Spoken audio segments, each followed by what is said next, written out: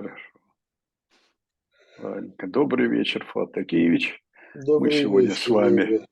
размышляем на тему глава Ваихи, благословения Да, Якова, потом его смерть. Так что давайте начнем с того, что вас заинтересовало. да. Значит, глава вообще, надо сказать, она меня всегда, знаете, чем поражает? А, Она, на мой взгляд, в Торе много таких глав, но она очень поэтичная, вот, понимаете? Вот это как-то очень трогает за душу, понимаете? Но заинтересовало как раз это само собой, но вот есть интересные вещи, которые, так сказать, я бы хотел обсудить.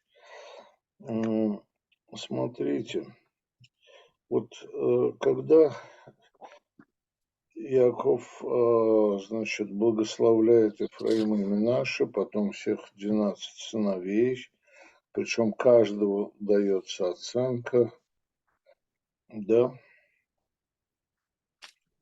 а дальше, значит, он завещает похоронить его в пещере Махпела, да, и он перечисляет всех, кто там похоронен. Понимаете, вот на мой взгляд, это как раз вот это подчеркивается, что создается народ на самом деле.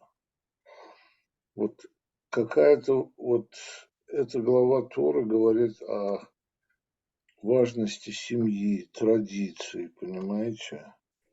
И вот здесь очень важный момент. Я вот представляю, давайте представим себе народ, значит, в изгнании, народ в Египте, народ, значит, вкалывает, не покладая рук.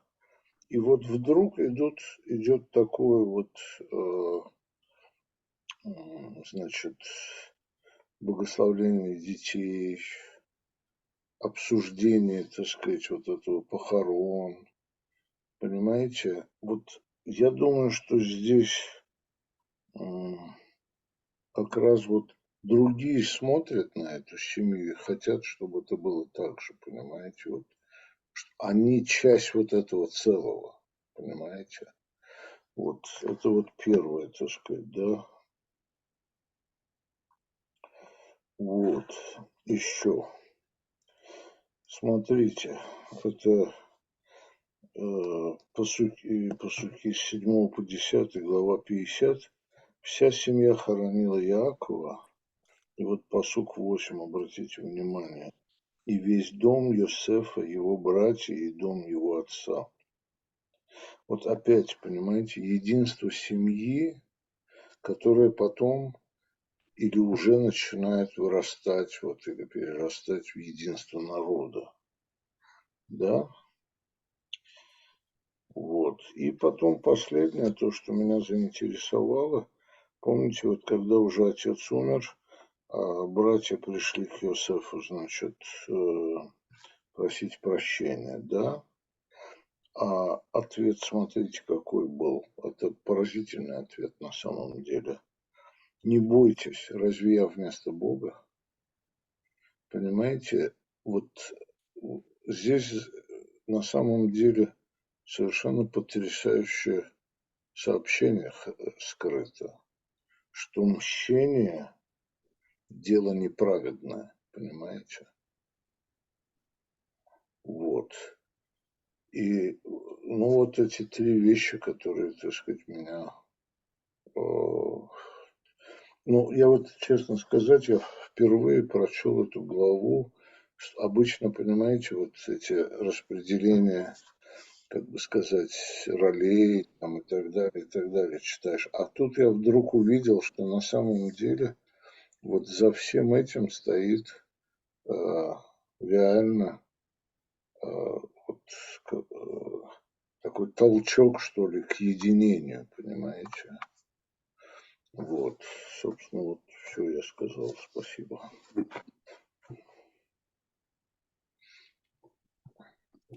Мы должны с вами обратить внимание на то, что,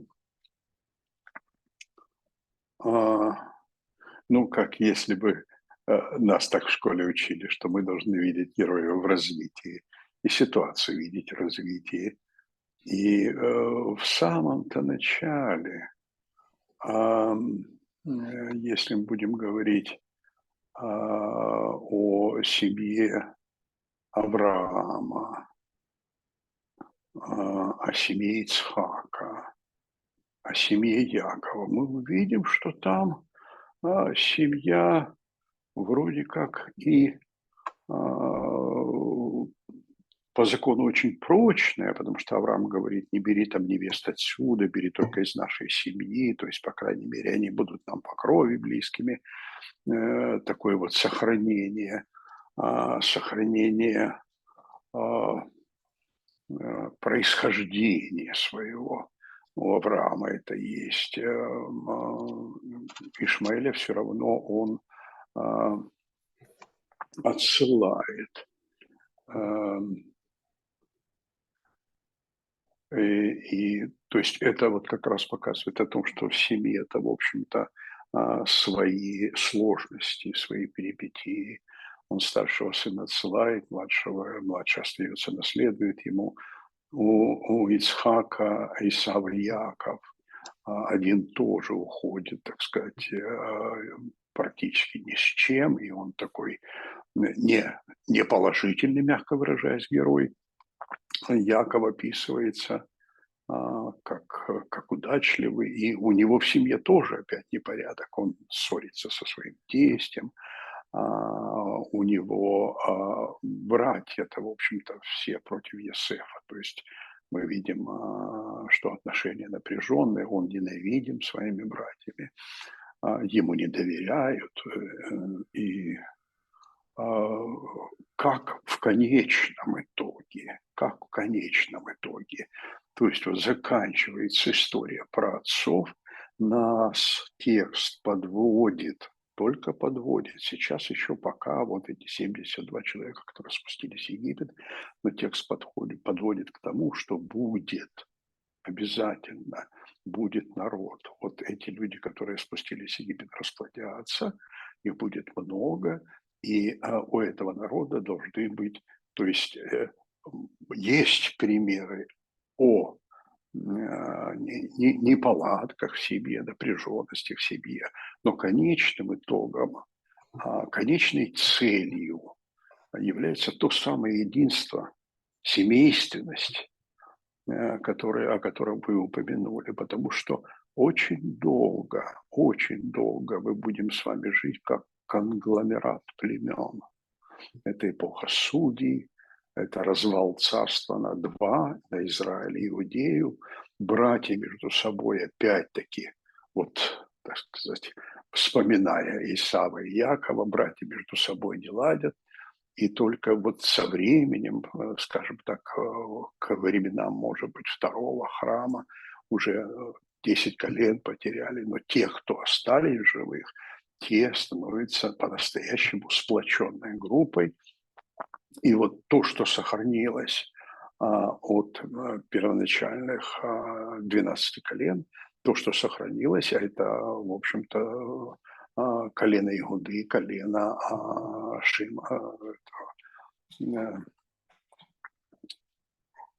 Шимона, которого города на колене Иуды, это колено Беньямина, на территории которого находится храм на маленьком таком пятачке колена Беньямина, и Леви, колено Леви, которое служит в храме, да. Вот эти 4 колена оставшиеся, наконец, вот через все перипетии эпохи царств, эпохи судей, через все они перипетии становятся, в общем-то, осознают свое единство, даже будучи в диаспорах.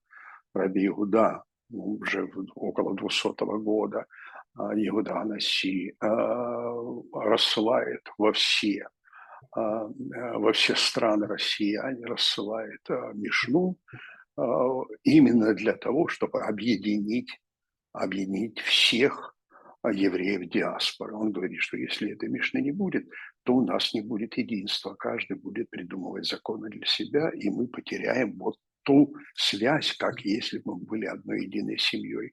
Обычаи семьи, законы вот этого маленького оставшегося народа потому что он меньше, чем во времена Давида и Соломона, Шломо. Вот действительно потребность в таком сплочении на основе общей истории, на основе общих законов, на основе Торы, это как конечная цель. То есть надо пройти через трудности и в конце концов завершиться должно вот единением. И в конце книги Брешит, в последних главах, которые мы с вами читаем, то вот это такое, ну, не совсем идеалистическое, но как целеполагание, такое послание этой Да, главы. да, очень, Перед тем, как вы станете народом, помните. да. Э, Вы замечательное слово нашли, целеполагание, очень правильное слово. да, да. Есть один очень хороший комментарий. Сцена описывается в Агаде, ну, не в Агаде, так сказать, комментарий, просто это не Агада, это попытка интерпретировать события. Значит, описывается в этом комментарии, что Яков лежит на постели, к нему подходят все его дети, он им все рассказывает, и в конце, я имею в виду, как предсказание, как благословение, он рассказывает, что каждый из них представляет и будет представлять в будущем.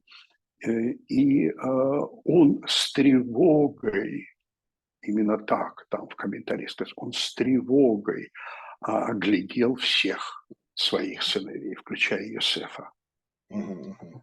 С тревогой, потому что он понимал, что между братьями так все-таки напряжение есть. Они ему не сказали, тоже комментарий к нашей сегодняшней недельной главе, они ему не сказали, ни братья Иосифа не сказали, что они сделали с Иосифом, потому что боялись, что он их проклянет. Не просто не благословит, а проклянет. Страшно. Как благословение отца влияет на будущую жизнь, так и проклятие отца влияет на будущую жизнь, его, собственно говоря, перечеркивает ее. Поэтому, боясь проклятия, они ему не рассказали до последнего. И Йосеф тоже не рассказывал. И даже есть комментарий, что Йосеф редко посещал Якова. То есть они общались с семьей, конечно, он там тоже по комментариям, он приглашал их каждый день на вечернюю трапезу, поддерживая семейные отношения. Это комментатор уже усиливает нашу тему. Мгм. Значит, но он тоже не рассказывал, и там другой комментарий идет. Он не рассказывал, чтобы не нанести травму, во-первых, самому Якову, а во-вторых, чтобы не нарушить семейные отношения. Это комментарий говорит, чтобы не нанести вред семье. Потому что если он расскажет, отец начнет высказывать свое мнение, братья опять распадутся на какие-то группировки, одну возглавит Иуда, другую возглавит там Рувен, предположим, или Шимон Леви. Ну, в общем, чтобы семья, ради мира в семье, Йосеф тоже молчит. Они не рассказывают. Поэтому Яков не знает, что произошло. Но не бывает человек бесчувственный. Он же всегда наблюдает. Любой человек наблюдает. А Яков у нас очень внимательный. Мы это знаем по описанию его жизни. И поэтому он, внимательно глядя на сыновей, он с тревогой на них смотрит, лежа уже на смертном одре, и с тревогой, как они будут после него, разойдутся ли, я говорю, объединятся ли по два, по три. Он с тревогой смотрит. И тогда Иуда, по-моему, я сейчас точно не помню комментарий, по-моему, Иуда, а может быть Йосеф, скорее всего Йосеф. Правда, не помню, давно читал его. Йосеф, по-моему, говорит, Шма Исраэль. Теперь он обращается не к народу, он обращается как к отцу, его зовут Да, Израиль. да, да. Шма Исраэль, Адонай Элохейну. Бог наш, Адонай Эхад, Он один. То есть вот это нас объединит, несмотря на то, что у нас есть разногласия. Это очень такая интересная интерпретация Адонай Элохейну, Адонай Эхад, как единящая семью, а потом единящую весь народ идея, единящая. Так что, да, проблема такая, не проблема, задача. Задача такая Задача, существует. да, Да, именно задача, да. И она вот объединение, здесь начинает решаться, так сказать, вот, да, да. да. Это Пройдя, замечательно, да. Пройдя как через мы, все вот эти да, перипетии, да. как мы И говорим, да, я сейчас преподаю это тоже в классах, помимо того, что это герои Торы, помимо того, что они несут, так сказать, смысловую нагрузку очень большую, я имею в виду, когда они что-то говорят, мы это интерпретируем, потом переводим в законы, но наши истории, особенно в книге Брешит, это еще и архетипы. Авраам – архетип. да, То есть в Аврааме есть какие-то положительные, не совсем положительные качества, которые поощряются текстом, не поощряются текстом, объясняются нашими комментаторами. У Ицхака Исход, свои положительные и неположительные качества. Может быть, он слишком пацифист. А у Якова, ну, вы помните, все характеры, три характера: мощный, пацифист, мягкий и, наконец, успешный, предприимчивый.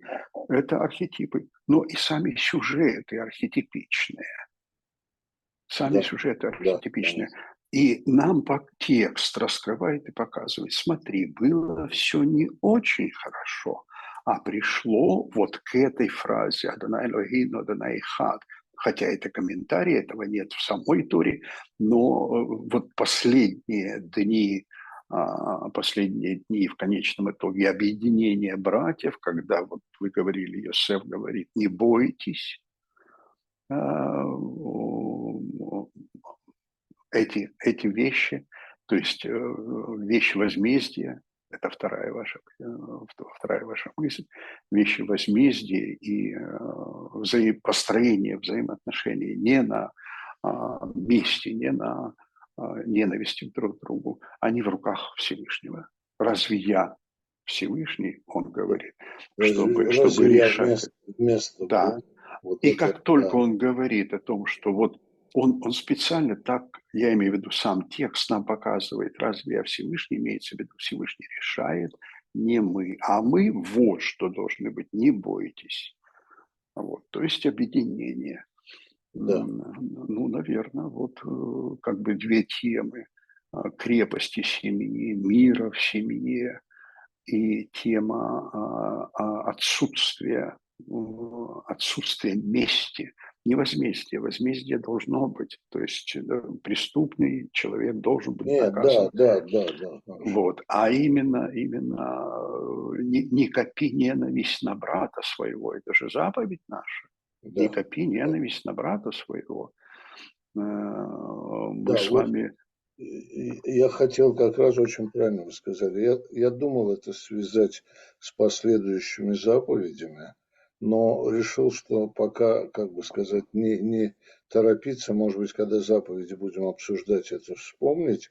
Но это вообще говоря, да, это вот росточек, который потом вот в заповедях, так сказать, превратится уже У нас в получается, что полноценную, да, да, архетипическая история здесь написана. Потом чуть дальше она всплывает в форме заповеди «не копи ненависти на брата на него». А на сегодняшний день, например, это само собой, но это общие какие-то такие вот поучительные и очень правильные слова, но они общего характера. А у нас с вами есть, например, обычаи, который строится на этих заповедях. Я имею в виду на ситуации, заповедь и потом обычай. У нас принято между Рош ха-Шана и Йом-Кипур приходить к человеку, которого ты обидел, а это твой брат, приходить к человеку и просить у него прощения. Если он не может простить и отсылает тебя, ты обязан прийти второй раз Мгм. и опять попросить прощения.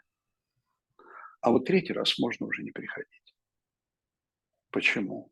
Ты сделал все, что нужно, а он на себя взял грех. Грех Потому он, что да, он копит ненависть, то есть он только что нарушил не храни ненависти на брата своего. Он только что нарушил заповедь, и теперь грех переходит на него. Ты искренне раскаялся. Он чист. взял на себя вот этот грех, о котором мы сейчас говорим. Не применять, не быть мстительным, не применять месть как проявление и построение отношений. Ну, спасибо вам за то, что вы внимательно так читаете и берете очень важные темы в каждой главе. Ну, дорогая, я же не просто так внимательно читаю. Это для меня великое, как бы сказать, и удовольствие, и поучительно очень. Понимаете, я же учусь. Конечно, конечно. Вот. Мы все учимся до конца Да, наших дней. Дай да, Бог, как да, можно больше понять, да, сколько успеем. Да. да. Хорошо, большое спасибо тогда. До Спасибо следующей вам, дорогая. главы. Да, Да. всего вам, дорогая.